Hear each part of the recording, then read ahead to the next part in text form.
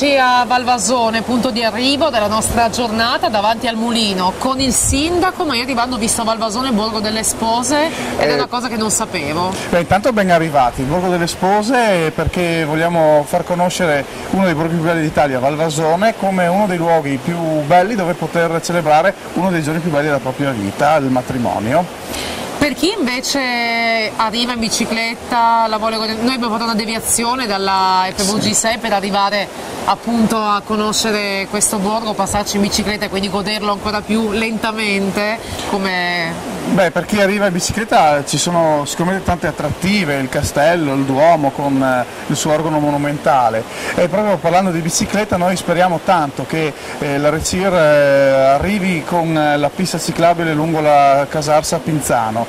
Sarebbe un modo per valorizzare un sedime ferroviario ormai abbandonato, dando una grandissima opportunità di sviluppo turistico dal punto di vista della mobilità dolce al nostro territorio. Da dove mi consigli di iniziare questa visita? Io credo che vada bene sia il castello che il Duomo. Sicuramente sarete accompagnati dalle nostre volontarie dell'Associazione A Spasso per il Borgo, che lo conoscono molto bene. Grazie allora.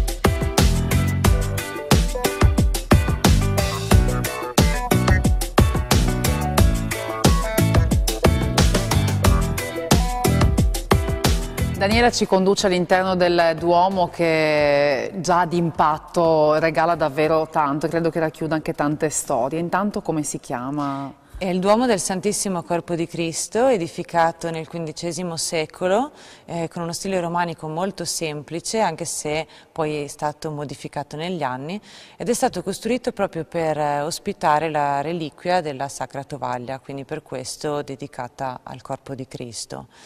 All'interno del Duomo troviamo anche un'icona bizantina su legno che rappresenta una Madonna allattante che è stata per secoli meta di pellegrinaggi.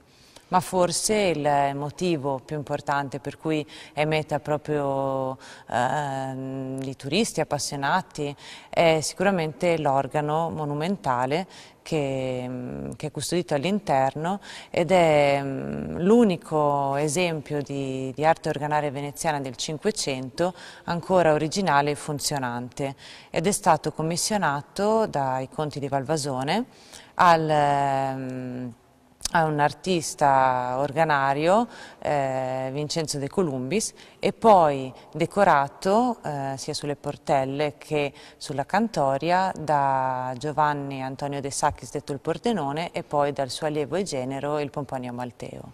Per me è stata una sorpresa, in effetti io non sono venuto qua direttamente per vederlo, però colpisce ovviamente appena si entra, ma per sentirlo anche suonare cosa? È possibile venire ad assistere alla rassegna concertistica che si svolge nel mese di maggio, tutte le domeniche pomeriggio, a cura dell'Associazione per i Concerti di Musica Antica, che propone questi concerti gratuiti con organisti un po' da tutta Europa, quindi di fama internazionale. Quindi una volta l'anno ci regala tutta la sua magia. Sì.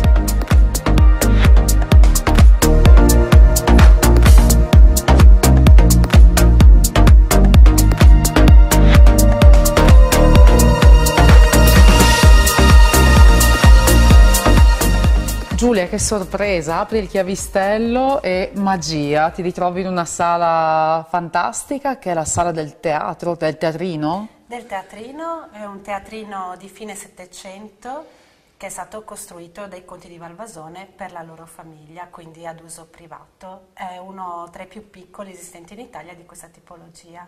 Ecco, ed è uno dei gioielli del castello, che ovviamente poi a sua volta è una delle perle di Valvasone. Che storia racconta il castello? Il castello è stato costruito a metà del 1200 da Corrado di Valvasone, quindi ha più di 8 secoli di storia, e oggi è visitabile e utilizzabile grazie ai restauri che sono ancora in fase di esecuzione da parte dell'amministrazione comunale.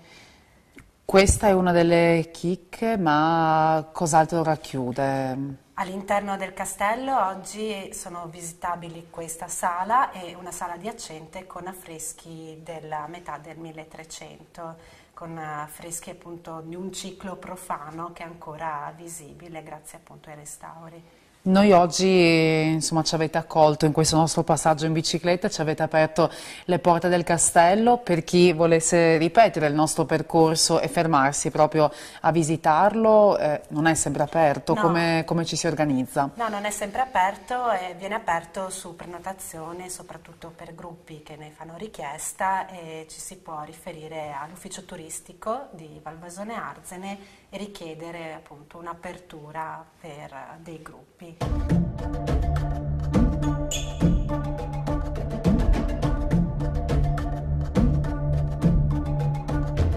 Tornando a questa sala in particolare, a parte che è una chicca, mi sembra di essere dentro un carillon o dentro una miniatura, è qualcosa di veramente particolare che ti fa andare indietro nel tempo, ed è anche molto colorata. Sì, è molto molto decorata perché appunto oltre la struttura lignea della fine del Settecento c'è questo fregio che decora la stanza, che è invece più antico, risale alla fine del 1500 e ricorda l'opera letteraria di Erasmo da Valvasone, che è stato un conte letterato, ha scritto diverse opere che qui vengono riprese in questo fregio molto colorato, oggi restaurato e riportato all'antico splendore. E oggi, oltre appunto al fatto di poterlo visitare o comunque alle cerimonie, credo, ci sono altre sale che vengono utilizzate in qualche modo? Sì, ci sono altre sale, anche proprio qui sotto, altre 2 sale e un'altra all'ingresso che sono utilizzabili per eventi privati, quindi chiunque voglia farne richiesta può fare appunto il matrimonio, quindi anche banchetti nuziali, c'è una cucina attrezzata, oppure può utilizzarle per convegni o conferenze o mostre, sempre comunque nell'ambito che ci troviamo, che è appunto culturale, da conservare.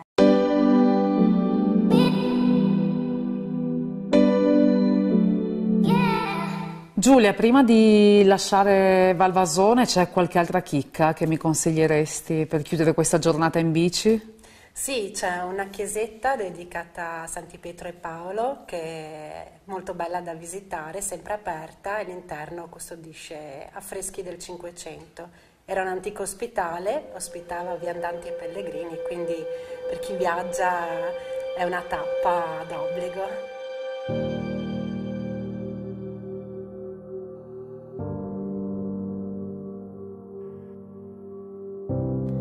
Rapita dalla magia del castello, esco ed è già buio. Ambientazione perfetta con le luminarie per la cartolina di questa giornata lungo il tagliamento e in viaggio nella storia. Buon Natale e come sempre, saluti e bici.